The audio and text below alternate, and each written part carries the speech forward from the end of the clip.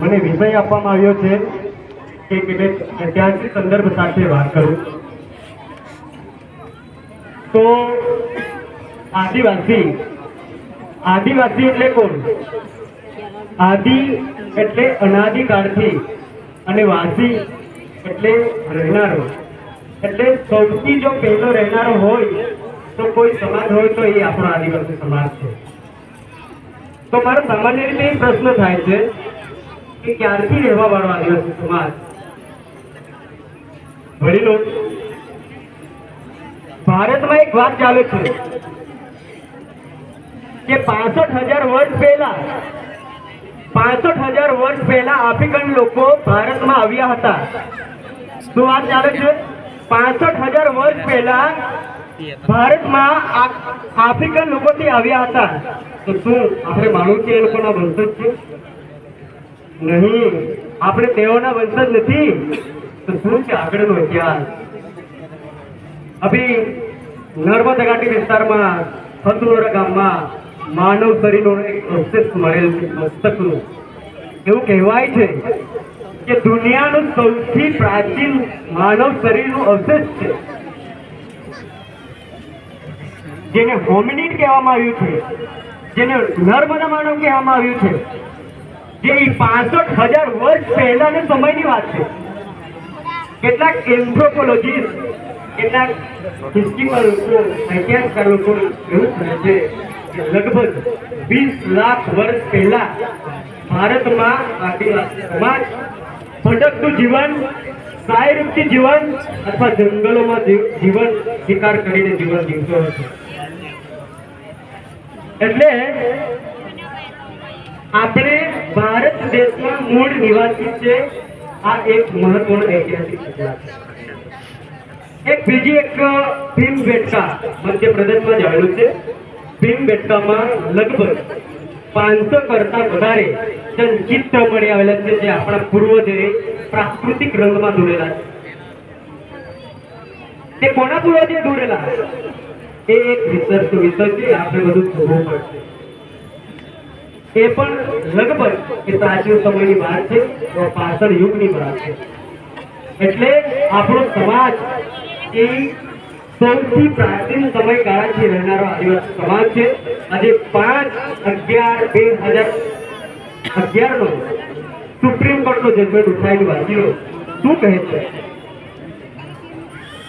5 જાન્યુઆરી 2011 ના supreme કોર્ટનો judgement એવું કહે છે કે ભારતના 8% લોકો ભારતના મૂળ નિવાસી છે અને 92% લોકો ભારતથી આવેલા આક્રમણકારીના સંતાનો છે. તો આપણે એ આક્રમણકારીને પહોંચવાનો સમય છે. આજે જમીન આક્રમણ કરે છે, સંસ્કૃતિ આક્રમણ કરે છે, આપણા રીતિ રિવાજ આક્રમણ કરે છે. ચાહે બંધારણીય અધિકારીની વાત હોય, ચાહે સામાજિક નીતિની વાત હોય, ત્યારે આ લોકો આપણા પર આક્રમણ કરે છે. સંવિધાનની થોડીક વાત કરે, વિષયની બહાર જઈને થોડીક વાત કરવા માંગીએ. ભારતના બંધારણમાં આપણા જે પ્રતિનિધિત્વ કરવાવાળા કોણ હતા? અહીંયા 3જા નંબર પર ફોટો લગાવ્યો છે જયપાલસિંહ મુંડા, મોરાંગુમ કે જયપાલસિંહ મુંડા. તેઓ બંધારણ સભામાં ઉભા થઈને કહ્યું હતું કે અમારા આદિવાસી સમાજ દુનિયાના સૌથી પ્રાચીન, દુનિયાના સૌથી મોટા લોકતંત્ર સમાજ છે. તમે અમને લોકતંત્ર નહીં શીખવી શકો, બલકી અમારી સાથે તમને લોકતંત્ર શીખવું જોઈએ. આમ બંધારણમાં તેઓના સલાહ સૂચન પ્રમાણે આર્ટિકલ 83 માં રૂઢિગત રિવાજોને માન્યતા આપવામાં આવી છે. શું છે રૂઢિ? એ પહેચાનો. શું છે રૂઢિ? શું કહેવા માંગે છે પહેચાનો. રૂઢિ એક કાયદાનું સ્થાન આપવામાં આવ્યું છે. આજે રૂઢિગત ગ્રામ સભાની વાત કરીએ છીએ, પણ તેનો ઉલ્લેખ ક્યાં છે તે બી સમજવાની જરૂર છે. ત્યાર પછી આર્ટિકલ 15 માં એવું કહે છે કે જાતિ, જ્ઞાતિ, લિંગ, ભેદ, જન્મસ્થળ પ્રમાણે કોઈ પણ ભેદભાવ કરવું પ્રતિબંધ આપવામાં આવ્યું છે. તો ક્યાંક ને ક્યાંક મારા સમાજ સાથે અન્યાય થાય છે. આજે પણ સ્થિત જોવા મળે છે. આજે કેટલાક વિસ્તારોમાં મહિલાને પ્રસ્તુતિના પૂરા ઉત્પન્ન થતા કેટલાક વિસ્તારોમાં 5-5, 4-4 કિલોમીટર ધૂળેમાં નાખીને લઈ જવામાં આવે છે. આ ભેદભાવ નથી. શું આપણે ભારત દેશના નાગરિક નથી? તો આપણી સાથે ક્યાંક ને ક્યાંક આવો અન્યાય થાય છે. ત્યાર પછી આર્ટિકલ 19 ની વાત કરીશ. સૌને સ્વતંત્ર આપવામાં આવે છે, પીસ ઓફ રાઇટ. સૌને સાચું બોલવા અને બોલવાનો અધિકાર આપવામાં આવે છે. અને 19 આર્ટિકલમાં સબક્લોઝ નંબર 5 માં એવું ડિફાઇન કરવામાં આવ્યું છે કે આદિવાસી વિસ્તારમાં કોઈ પણ આક્રમણકારી ગેર આદિવાસી વિસ્તારમાં પરવાનગી વગર પ્રવેશી શકે નહીં.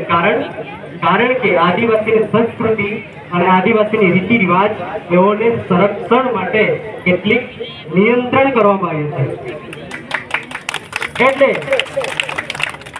આર્ટિકલ 21 એવું કહે છે કે આપણે સૌને એક ગૌરવપૂર્ણ જીવન અધિકાર છે. ના માત્ર જીવન જીવવાનો અધિકાર નથી, પરંતુ આપણે સ્વાયત્ત ગૌરવપૂર્ણ જીવન જીવવાનો અધિકાર છે.